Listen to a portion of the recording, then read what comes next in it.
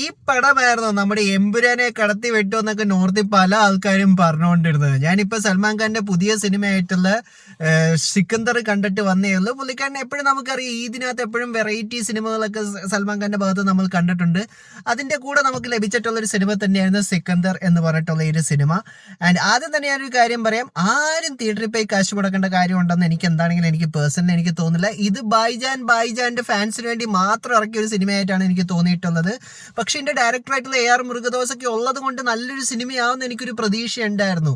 പക്ഷെ അതല്ല നമുക്ക് എന്താണെങ്കിൽ നമുക്ക് ലഭിച്ചിട്ടുള്ളത് തന്നെ. ആൻഡ് ഈ കാശ് ഉണ്ടെങ്കിൽ നമുക്ക് എമ്പുരാൻ പോയി കാണാമെന്ന് മാത്രമേ എനിക്ക് എന്താണെങ്കിൽ പറയാം. സോ നോർത്തിലുള്ള ആൾക്കാരോട് എനിക്ക് പറയാൻ പറ്റുള്ളൂ, Empuraan is way better than Sikandar എന്ന് മാത്രമേ എനിക്ക് പറയാൻ സാധിക്കുള്ളൂ. ആൻഡ് ഈ ഒരു സിനിമയ്ക്കകത്ത് നമ്മുടെ ബൈജാനെ ഒരു ആക്ച്വൽ രാജ്പൂട്ടിലെ രാജാവായിട്ടൊക്കെയാണ് അവരെന്താണെങ്കിൽ കാണിച്ചിട്ടുള്ളത്. ആൻഡ് സിനിമയുടെ ഒരു പോസിറ്റീവ്സിലേക്ക് നോക്കിയാൽ ഞാൻ പറയുള്ളൂ, സിനിമയ്ക്കകത്തുള്ള ആക്ഷൻസ് അവർക്ക് അത്യാവശ്യം വെറൈറ്റി ആയിട്ട് ചെയ്യാൻ കഴിഞ്ഞിട്ടുണ്ടായിരുന്നു. ആൻഡ് എല്ലാം കിടലെന്നല്ല ഞാൻ പറയുന്നത്, ആക്ഷൻ ഡയറക്റ്റ് ചെയ്ത രീതി എനിക്ക് അത്യാവശ്യം നല്ല രീതി എനിക്ക് ഇഷ്ടപ്പെട്ടിട്ടുണ്ട്.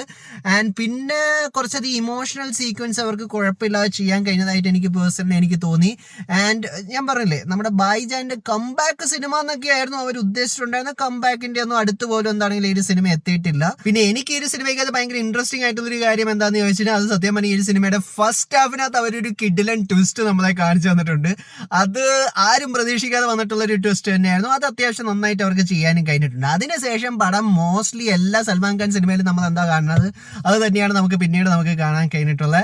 ആൻഡ് ഇനി ഈ ഒരു സിനിമയുടെ നെഗറ്റീവ്സിലേക്ക് വേഗം ഞാൻ നേരത്തെ പറഞ്ഞ പോലെ AR മുരുകദോസിന്റെ സിനിമയാണ്. അതുകൊണ്ട് തന്നെ അത്യാവശ്യം ചെറിയ രീതിയിലെങ്കിലും പ്രതീക്ഷ വെച്ച് പോയിട്ടുണ്ടെങ്കിൽ അതിനകത്തുനിന്ന് നമുക്ക് നിരാശ മാത്രമേ നമുക്ക് എന്താണെങ്കിലും തിരിച്ചു കിട്ടാൻ പോകുള്ളൂ. ഈവൻ ഡയലോഗ്സ് വരെ ഇത്ര ഗ്രിഞ്ച് ആയിട്ടുള്ള ഡയലോഗ്സ് എനിക്കറിയില്ല.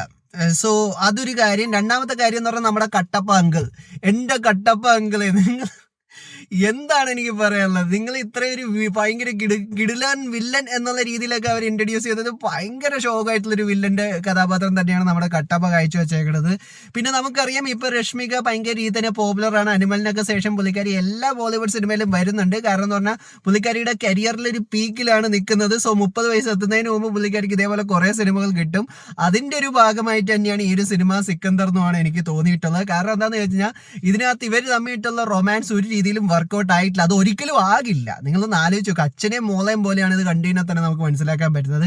ഈവൻ അടുത്തൊരു ഇന്റർവ്യൂവിനകത്ത് എന്തെന്നാ സിനിമയുടെ പ്രൊമോഷനകത്ത് സൽമാൻ ഖാൻ ചെന്നപ്പോൾ തന്നെ കുറെ ആൾക്കാർ ചോദിച്ചിട്ടുണ്ടായിരുന്നു. അപ്പൊ സൽമാൻ ഖാൻ പറഞ്ഞെന്ന് പറഞ്ഞാൽ സിനിമയ്ക്കകത്ത് എന്താണോ അത് നിങ്ങൾ ഉദ്ദേശിച്ചാൽ മതി, പിന്നെ എന്റെ സിനിമ ആര് കണ്ടില്ലെങ്കിലും കുഴപ്പമൊന്നുമില്ല. അത് കൂടാതെ തന്നെ പുള്ളിക്കാരൻ വേറൊരു കമന്റും കൂടി ചെയ്തിട്ടുണ്ടായിരുന്നു. അതായത് ഞാനൊരു സിനിമ അഭിനയിക്കുന്നത് അത് ജയിച്ചാലും ഇല്ലെങ്കിലും എനിക്കൊരു പുല്ലുമില്ല. ശരിയാണ്, പിന്നെ എന്തിനാണ് നിങ്ങൾ ആക്ച്വലി ചെയ്യുന്നത്? കാരണം ഒരു ആക്ടറിന് ഇപ്പൊ നമ്മുടെ മമ്മൂട്ടി മോഹൻലാലിനൊക്കെ എടുത്ത് നോക്കിയിട്ട് അവരൊക്കെ ഓരോ സിനിമ ചെയ്യുന്നതെന്ന് പറഞ്ഞാൽ അവർക്ക് സത്യമായ സിനിമ ചെയ്യേണ്ട ഒരു ആവശ്യമില്ല. പക്ഷെ അവർ സിനിമ ചെയ്യുന്നതെന്ന് പറഞ്ഞാൽ അവർക്ക് ആ ഒരു പാഷന് വേണ്ടിയിട്ടാണ്.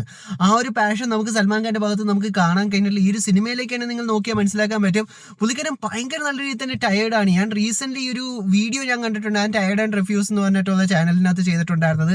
അതിനകത്ത് പുള്ളിക്കാരൻ എടുത്തു പറഞ്ഞിട്ടുള്ളൊരു കാര്യം തന്നെയാണ്, സൽമാൻ ഖാന്റെ പല സിനിമയിലും സൽമാൻ ഖാന്റെ ആ ഒരു ചാർമ് നഷ്ടമായെന്ന്. അത് തന്നെയാണ് സത്യം ഈ ഒരു സിനിമയ്ക്കകത്ത് നമുക്ക് കാണാൻ കഴിഞ്ഞിട്ടുണ്ടായിരുന്നത് തന്നെ. കാരണം ആസ് ഒരു ഇത്രയും വലിയൊരു സ്റ്റാർ, ബാക്കിയുള്ള നമ്മുടെ ഷാറൂഖ് ഖാനെയും അമീർ ഖാനെയൊക്കെ വെച്ച് നമ്മൾ നോക്കുകയാണെങ്കിൽ ആ ഒരു ഖാൻമാരിലെ ഒരു സ്റ്റാർഡമിൽ നിൽക്കുന്ന ഒരു വ്യക്തി ഇങ്ങനെ ഒരു പടം, പുള്ളിക്കാരന്റെ പടത്തിന്റെ ചോയ്സസും ഭയങ്കര മോശമായിട്ട് തന്നെയാണ് നമുക്കിനകത്ത് കാണാൻ കഴിഞ്ഞിട്ടുള്ളത്. അതുപോലെ തന്നെ എടുത്തു പറയേണ്ടത് തന്നെയാണ് ഈ സിനിമയുടെ വിഷ്വൽ എഫക്ട്സും CGയും. അത് സിനിമയിലേക്ക് വേണ്ടിയിട്ടുള്ള വിഷ്വൽ എഫക്ട്സും CGI അല്ല, സൽമാൻ ഖാന്റെ ബോഡിയിൽ ചെയ്തിട്ടുള്ള വിഷ്വൽ എഫക്ട്സും CGI ആണ്. അത് ഒരു രീതിയിൽ നമ്മൾ നോക്കിയാൽ സൽമാൻ ഖാൻ ഭയങ്കര ഫിറ്റ് ആയിട്ട് നമ്മളെ കാണിച്ചെന്ന്. മറ്റൊരു ഫ്രെയിമിലേക്ക് നമ്മൾ നോക്കിയാൽ പുള്ളിക്കാരന്റെ കുടവയറൊക്കെ നമുക്ക് കാണാൻ കേട്ടിട്ടുണ്ട്.